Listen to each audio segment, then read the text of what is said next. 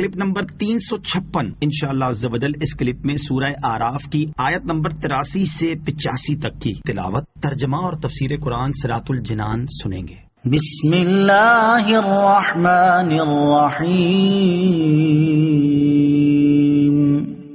اللہ کے نام سے شروع جو نہایت مہربان رحمت والا ہے. فَأَنْجَيْنَاهُ وَأَهْلَهُ إِلَّا امْرَأَتَهُ كَانَتْ مِنَ الْغَابِرِينَ. ترجمہ: تو ہم نے اسے اور اس کے گھر والوں کو نجات دی سوائے اس کی بیوی کے، وہ باقی رہنے والوں میں سے تھی. فَأَنْجَيْنَاهُ وَأَهْلَهُ تو ہم نے اسے اور اس کے گھر والوں کو نجات دی. جب حضرت لوط علیہ الصلوۃ والسلام کی قوم پر عذاب آیا تو اللہ تعالیٰ نے حضرت لوط علیہ الصلوۃ والسلام، آپ کے گھر والوں میں سے آپ کی 2 بیٹیوں اور سارے مسلمانوں کو عذاب سے بچا دیا.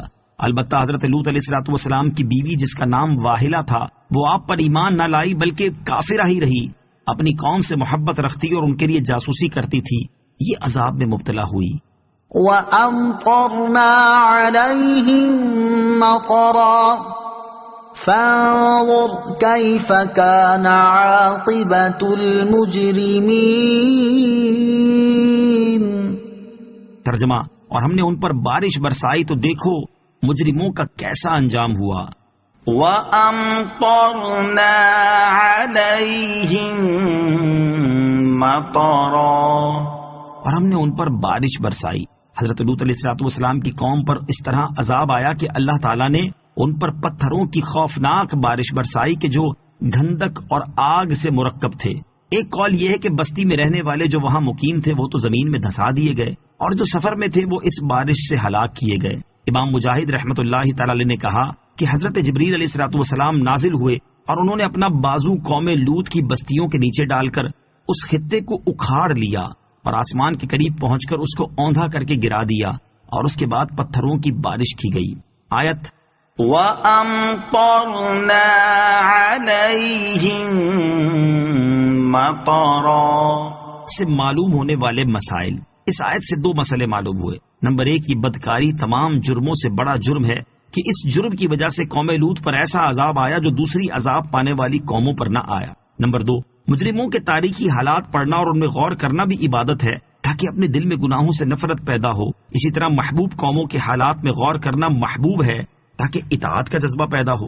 وَإِلَى مَدْيَنَ أَخَاهُمْ شُعَيْبًا قَالَ يَا قَوْمِ اعْبُدُوا اللَّهَ مَا لَكُمْ مِنْ إِلَٰهٍ غَيْرُهُ قَدْ جَاءَتْكُمْ بَيِّنَةٌ مِّن رَّبِّكُمْ فَأَوْفُوا الْكَيْلَ وَالْمِيزَانَ وَلَا تَبْخَسُوا النَّاسَ أَشْيَاءَهُمْ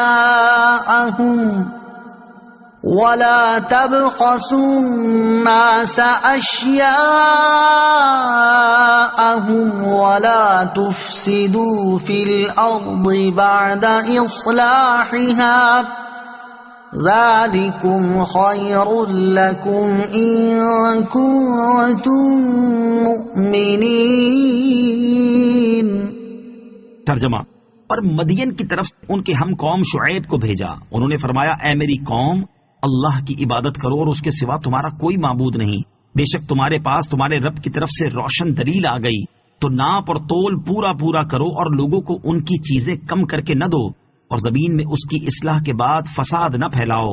یہ تمہارے لیے بہتر ہے اگر تم ایمان لاؤ.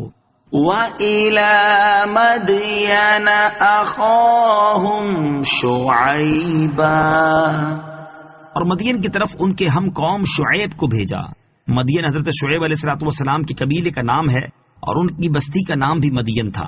اس بستی کا نام مدین اس لیے ہوا کہ یہ لوگ حضرت ابراہیم علیہ الصلوۃ والسلام کی اولاد سے ایک بیٹے مدین کی اولاد میں سے تھے. مدین اور مصر کے درمیان 80 دن کے سفر کی مقدار فاصلہ تھا. حضرت شعیب علیہ الصلوۃ والسلام بھی حضرت ابراہیم علیہ الصلوۃ والسلام کی اولاد سے ہیں. آپ علیہ الصلوۃ والسلام کی دادی حضرت لوط علیہ الصلوۃ والسلام کی بیٹی تھیں. حضرت شعیب علیہ الصلوۃ والسلام اہل مدین کے ہم قوم تھے اور آپ علیہ الصلوۃ والسلام انبیاء بنی اسرائیل میں سے نہ تھے. قد جاءتكم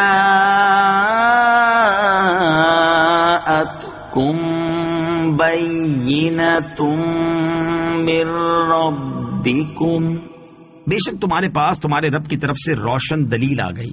اس آیت سے ثابت ہوا کہ حضرت شعیب علیہ السلام معجزہ لے کر آئے تھے، البتہ قرآن پاک میں معین نہیں کیا گیا کہ ان کا معجزہ کیا اور کس قسم کا تھا۔ حضرت شعیب علیہ السلام کے معجزات میں سے ایک معجزہ یہ بھی ہے کہ آپ علیہ السلام نے حضرت موسیٰ علیہ السلام کو بکریاں تحفے میں دے کر فرمایا یہ بکریاں سفید اور سیاہ بچے جنیں گی، چنانچہ جیسے آپ علیہ السلام نے فرمایا ویسے ہی ہوا۔ فَأَوْفُوا الْكَيْلَ وَالْمِيزَانَ، تو ناپ اور تول پورا پورا کرو۔ حضرت شعیب علیہ السلام کی قوم میں شرک کے علاوہ بھی جو گناہ عام تھے ان میں سے ایک ناپ تول میں کمی کرنا، اور دوسرا لوگوں کو ان کی چیزیں کم کر کے دینا، اور تیسرا لوگوں کو حضرت شعیب علیہ السلام سے دور کرنے کی کوششیں کرنا تھا۔ حضرت شعیب علیہ السلام نے اپنی قوم کو ناپ تول میں کمی کرنے اور لوگوں کو ان کی اشیاء گھٹا کر دینے سے منع فرمایا، اور زمین میں فساد کرنے سے روکا، کیونکہ اس بستی میں اللہ تعالیٰ کے نبی تشریف لے آئے اور انہوں نے نبوت کے احکام بیان فرما دیے، تو یہ بستی کی اصلاح کا سب سے قوی ذریعہ ہے، لہٰذا اب تم کفر و گناہ کر کے فساد برپا نہ کرو۔